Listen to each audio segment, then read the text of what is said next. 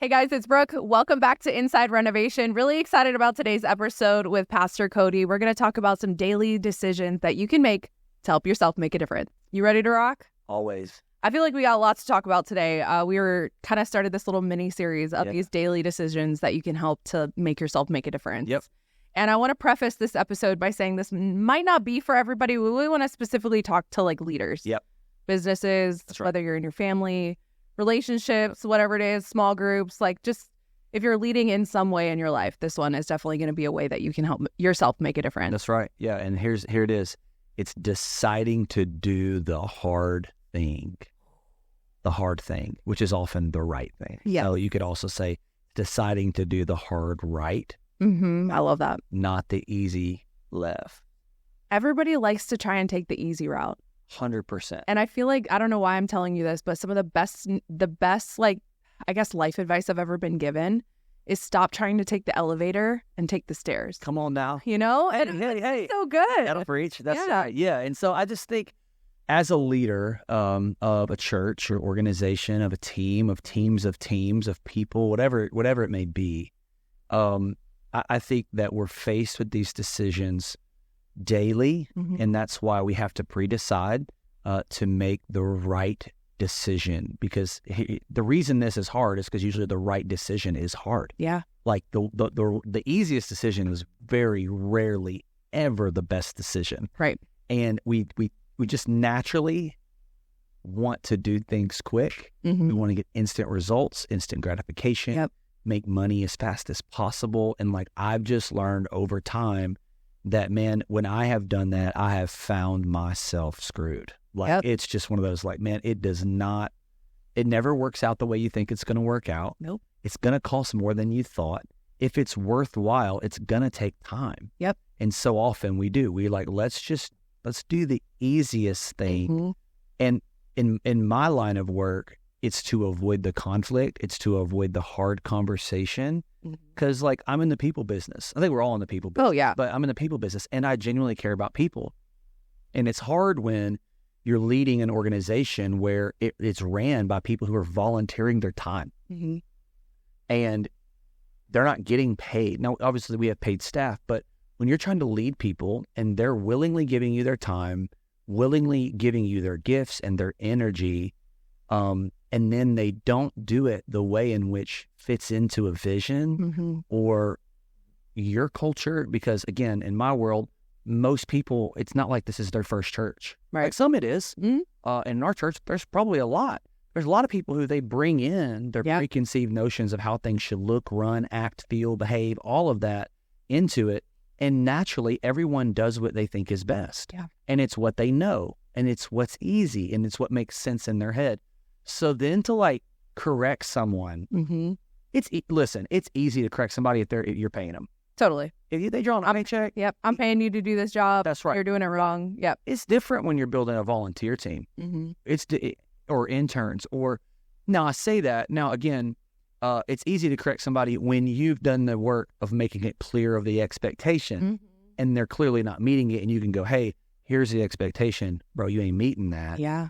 Then I can correct. But when it's preference, when it's that kind of thing, and this is the case even with like your marriage, your family, because you ain't paying your wife to be with your marriage. Yeah. And I hope not. You know what I'm saying? I don't know. Sugar baby. Yeah. But like, so let's make it more practical to those in a family. Right.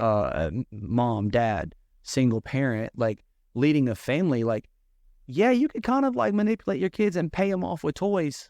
But that's probably not going to be best for them, right? Yeah. Like, they need to learn how to trust you and all of that. And so like, how do you make the right decision when it's tough, when it's so easy to just go, man, I could just make this happen and make it happen quick. And like in leading an organization, it's like a lot of times you kind of get into that.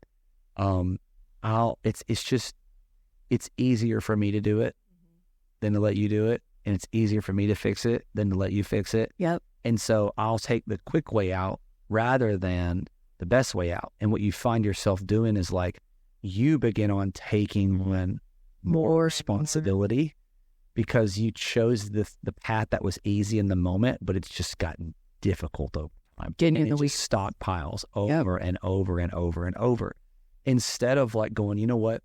I know this is what's right and what I'm supposed to do, and I'm just going to decide that instead of what's easiest and feels the best. Yeah. I feel like when you are talking about making these like hard decisions that are the right decisions, for someone like me who is just non-confrontational, like I hate confrontation. I'm like, it's fine. No big deal. Like, it's okay. Yeah. But then, like you said, that gets so heavy. Yeah. And it weighs on you. And then kind of like we talked in last week's episode where you just start to get stressed and you make yourself anxious because you're like making these decisions that are just not what is supposed to happen. Yeah. It reminds me of like early on, and I know we've probably talked about this at some episode. I forget. So it reminds me of early on of like when it comes to family and like I have a responsibility to lead my family. When I say my family, I'm talking about my wife and my 3 sons. Right. Those are my priorities. Not my in-laws, not my own parents, not my siblings, not my friends. Yeah. And to let someone you care about down and make the right decision for my family is going to seem wrong to you. And so I'm being faithful to them, but I'm making you angry. Yeah. And it's just easier to try to appease everybody. Yep. So, okay, I'll shift this around. And what you end up doing is appeasing no one. Right. Because your kids didn't get enough of you and neither did they. And you split time when you should have just gone, no, this is what's important. Yep. This is what's right for me to do. Yep. That would be easier to please you, but it's going to be harder to love them. You know what I mean? And so I think about that when it comes to my family. I think about it when it comes to like, just decisions daily. Like when it comes to sin, when it comes to temptations, like that's how we get in trouble. Yeah. It's like, well, the easy thing to do is to take the next drink. The easy thing to do is to pick up the phone and DM them. The easy thing to do is like to not be faithful. Like we don't trend to like the best thing. We trend to the easy thing. That's 100%. Naturally how we act. I don't know about you, but well, and it's just like I love that you said that it's worthwhile, or if it's worthwhile, it's going to take time. Yeah. And the fact that so many times we want to take that elevator to the top and just get there and get there and get there, but then it's just like, what did you hurt? That's right. Fast track up. Yep. Was it time with your family that you gave up that you should have been more intentional with? Was it something that you just missed? Yep. Things like that. And it's just like when you take the stairs, it's labor intensive. You're going to sweat. It's going to be hard. Yep. But the right decision is supposed to be hard. That's right. Those right decisions take. There you go. Here's the word. The difference between where you are and where you want to be, the difference between those is the pain you're willing to endure.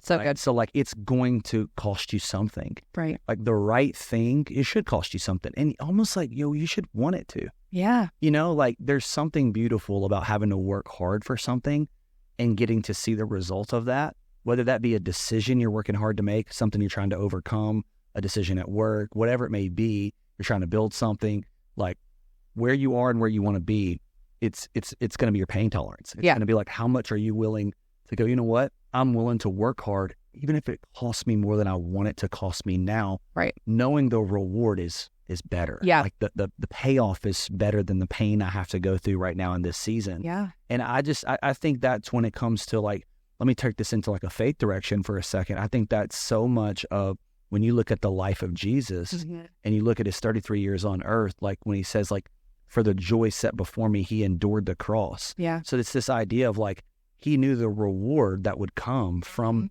him suffering on the cross and resurrecting. He had to endure the pain to experience the resurrection. Like we don't get a resurrection without death. We don't, you know what I'm saying? So like, you don't get restoration unless something's broken. So we want the restoration, but we want to avoid the brokenness. Well, I'm not saying be broken to get restored, but what I am saying is like, in order to experience so many good things in life means you're going to have to endure hard things to get there. And so then you just got to count the cost. Like, is it worth it? Is the payoff worth it? Not risk reward may not be the right thing, but it's like, does this pain really have a purpose where I can feel like, you know what, I'm going to endure through this, make the hard decisions now, knowing that if I do, it'll pay off later. Right. Instead of, I'm just going to take the easy route out, the quick route out. I mean, that's how relationships fall apart. Yep. That's how marriages fall apart. Yep. That's how you make dumb decisions. It's like, hey, that was easy. Yeah. And again, like opportunities come and it's easy to just walk through that door and think it's God.